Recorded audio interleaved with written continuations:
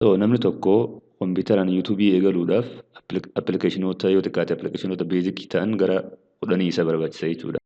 Appilikeeshinoota kana qabaachuu qabna jechuudha. Isaan kunis maal fa'aadha yoo jenne tokkoffaa biraawuzarii qabaachuu qabna. Lammataa sooftiweerii lammataa nu barbaachisu dirqama maali? Viidiyoo ediitar sooftiweer warra jedhamanii jira. Filmooraa 9 ka jedhamu jira. Filmooraa 9 kompiitara hundaafuu ni fayyada jechuudha.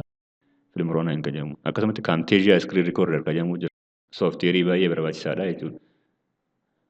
Ani akka mataa kiyyaatti fakkeenyaaf maal fayyadamta yoo naan jettan kaamteejiyaa iskiriin rikoorderii kanan fayyadama. Sooftiweerri sagalee keenya ediit ittiin goonu keessaa tokko Adobe Audition ka jedhamu jira. Mango Animation ka jedhamu jira. Appilikeeshiniin itti aanu kan baay'ee barbaachisaa ta'e Handbrake jedhama. Appilikeeshiniin itti aanu Adobe Photoshopidha.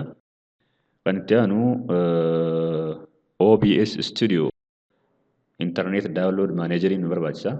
Qabaachuu qabnallee Save from Net appii jedhamu jira. Save from Net san qabaachuu qabna jechuudha. Kan biraa kurnaffaa irratti Droid Cam